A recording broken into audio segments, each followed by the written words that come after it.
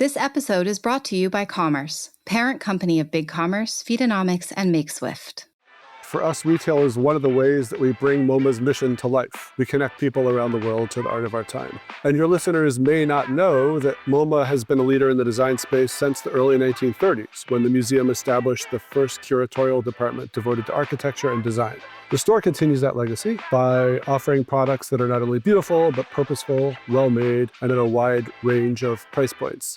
When someone shops with us, they're not just buying an object, they're bringing home something that reflects MoMA perspective on what good design means.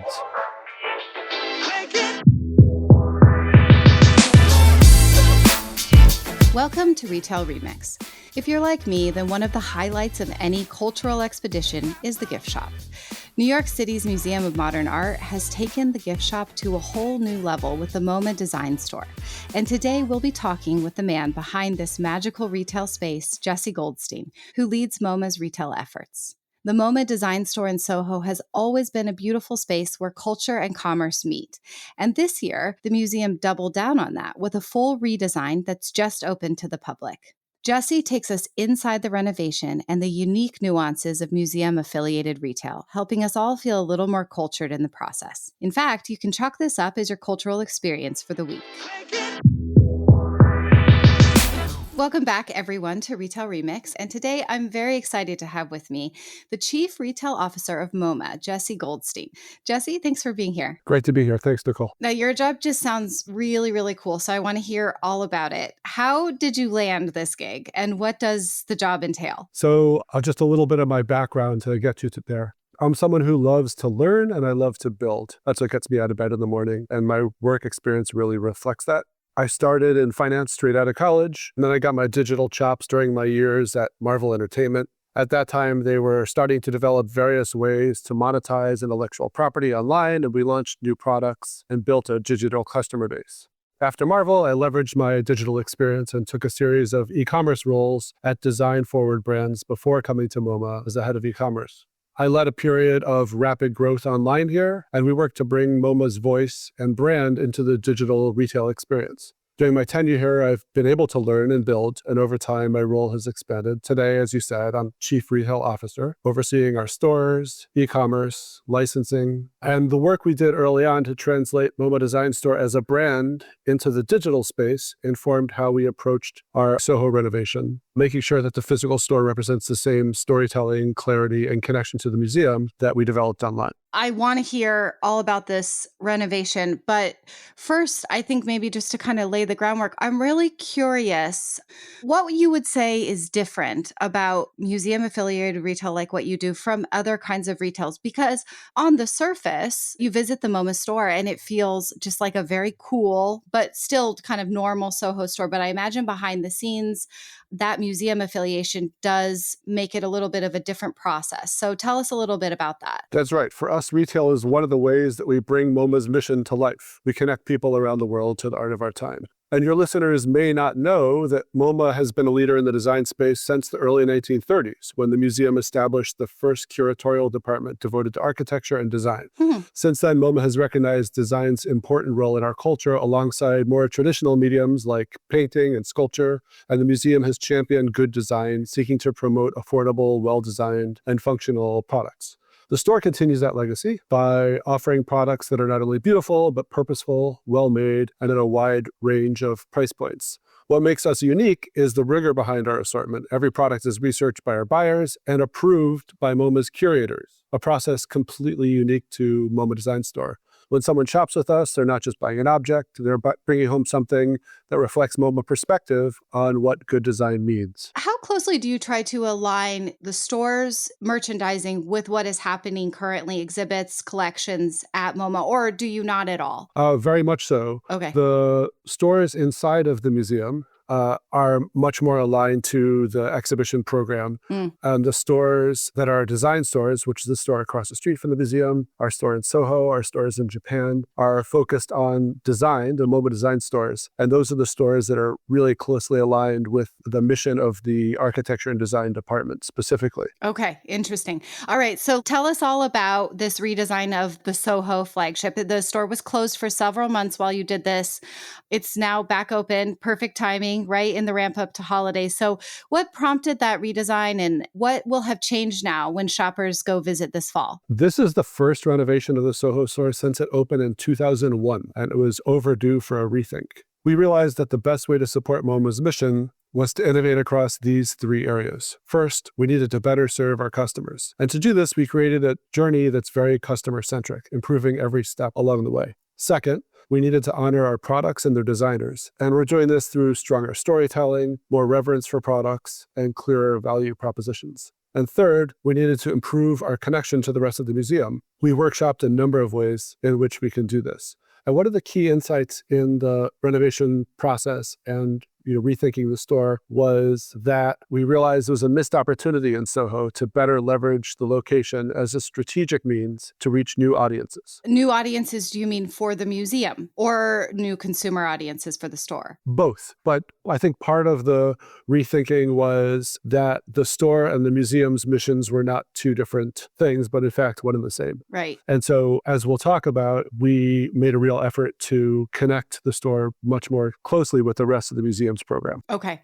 Yeah. So I understand a big part of the refresh was like a refreshed focus on the merchandising. I love that phrase, like more reverence for the products. That's a beautiful way to think about it. A little more poetic than I think most retailers typically approach it, but also the customer experience. So can you tell us a little bit more about how those elements are going to come to life in the store and how you made these, this evolution of that experience for consumers? For sure. We worked closely with Peterson Rich office to completely rethink this space, elevating how we present our products and creating a better experience for our customers. The team considered every part of the customer journey, from the experience out on the street all the way through wayfinding and checkout and the exit. When it comes to merchandising, one of the biggest shifts you'll see in the store is less products. We lowered our SKU count. It was a strategic decision that gives the opportunity for the reverence that I talked about earlier for product, and PRO's design really directly supports this. There are new fixtures, there's a new store layout, video and signage to focus on storytelling, connecting products back to our unique point of view and the why behind each product. And actually, I think I may have buried the lead here because the biggest institutional pivot is that we're bringing new art to the store. We're introducing modern mural. We collaborated with our curatorial partners across the museum to introduce a rotating program of works in the SoHo store, art that otherwise wouldn't exist. We're excited for the first iteration of the mural, which is a work by New York-based artist Nina Chanel Abney titled Love NYC. In doing so, we're extending the museum's exhibition program to new audiences in SoHo. This change in how we show up both as a retailer and a museum is creating new pathways for the institution. That is really interesting. I can't wait to see it. It almost sounds like you are turning the store. And for those who have visited will know, the store was always so exciting. It was mostly so exciting because the product was so differentiated and exciting. The store itself wasn't really anything out of the ordinary. And it sounds like you're ramping up that actual store experience and bringing in more of that museum ethos into it. So I can't wait to see it. What do you hope that visitors will walk away from the store feeling? Both those like myself who know the store as it was before and those who've never walked into it before. I would say we hope people feel more connected to design and the museum, and that they discover something new in the store that inspires them. Okay, so now, as you mentioned at the beginning, you handle all of MoMA's retail, not just this one SoHo store. So that includes e-commerce, wholesale, licensing. You mentioned there's a store in Japan. I did not know that. Tell us a little bit more about how MoMA shows up in the world outside of New York City. Right. So MoMA is an omni-channel business, and we generate more than 3 million transactions a year globally. In addition to our stores in New York, we have a robust e-commerce business. The stores in Japan, multiple stores in Japan through our partnership with the retailer Loft. And we now have a store in Korea as well. And we have a rapidly expanding product licensing program. We've doubled down on those licensing efforts recently, signing IMG as our licensing agency, and we're already seeing really strong momentum. Over the past few years, we've brought some outstanding products to the market, and I'm excited to share our next products with you. All right. So this is actually, you're hitting into my former world because this is what I used to cover before brand licensing. So curious, when you say brand licensing, are you licensing the art that is on display in MoMA's collection, or are you licensing the MoMA brand? Yes and yes. Okay, great. We have partners who are interested in our logo and our brand. We have partners who are interested in the art and artists in our collection, and we have partners who are interested in both. Wow, very exciting. Can you tell me anything about some of your recent products that have come out of the licensing program? Well, you may know over the past few years, we launched a great collaboration with Vans. We had a great product with Lego based on the Starry Night, Lego Starry Night. And we have another really exciting product, which you have to stay tuned for. Okay. But there's going to be some really exciting announcements in the next month or so. I actually have that Lego Starry Night. It's really cool. It's lovely when you can have a Lego that you actually want to keep like displayed in your house. I've heard that from a lot of people. Yeah. So is your strategy then for these more external channels, like your e-commerce, your third-party channels, so your stores outside of America, do you have a different strategy for those channels than for your New York City stores? So the stores related, like, in the museum and the one in SoHo. So the core principles, I guess I would say, are the same, making sure MoMA shows up in support of our mission and with integrity, but the approach can look very different depending on the location. The split I would make, would it be between New York and elsewhere? It's really between 53rd Street, which is where MoMA is, and anywhere else. In Midtown Manhattan, most customers are familiar with MoMA. They may have just visited MoMA earlier in the day, so they have sort of a certain halo effect of the MoMA experience. Off campus, whether that's SoHo or that's Tokyo, we can't assume that the customer understands MoMA. Those store locations have to do a lot more work as entry points, which means they need to educate, they need to tell our story clearly and create a stronger sense of what MoMA stands for right inside of the retail environment. And that's been a big focus of ours. It's manifesting, I think, in a big way in SoHo, and we're already taking those learnings as we move forward with our partners away from New York. Yeah, and I imagine in that regard, the merchandising is critical. I mean, in my opinion, the MoMA store has always stood apart from the museum itself because the product is it truly is really differentiated, really unique. I mean, for me, it is, I have to go for holiday shopping every year because that's where I find the best, most unusual like gifts. So, I mean, do you agree that like the actual product itself is part of that differentiation for your, as you said, off-campus stores or part of kind of just helping those off-campus presentations of the brand stand alone? Absolutely. Everything we do starts with product, and we're very proud of the products that our buyers either bring in from the market or develop as exclusives for our business. As we're talking about off campus, I think the need to tell stories. You were talking about SoHo store previously, like the products are amazing, but the store maybe was less differentiated. And that's really a gap that we're looking to fill.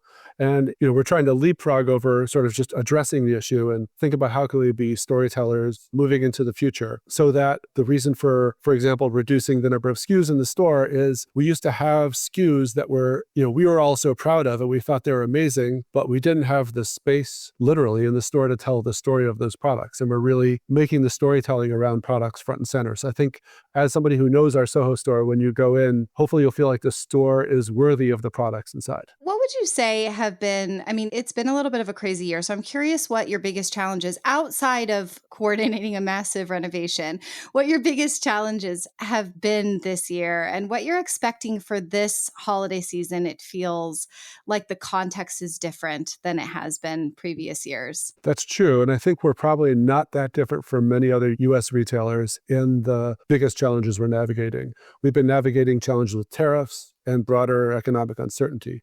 Tariffs in particular have disrupted parts of our supply chain. Some of our manufacturers have had to pause or have just disappeared, which means adjusting our assortment in real time. We're actively managing pressure on our profit margins as well. As a destination retailer in New York, tourism also plays a big part in what's driving traffic. Right. That said, we've worked hard to mitigate those pressures, and we've seen strength across the board year to date. And the opening of SoHo gives us real momentum heading into the holiday season, which is, as you said, it's our busiest time of year, and we're optimistic that our reimagined space, combined with a very strong product assortment this season, will set us up for success. Good. I love to hear that. I love to hear a little bit of optimism this year. That's always nice. We're feeling good at MoMA, for sure. Good.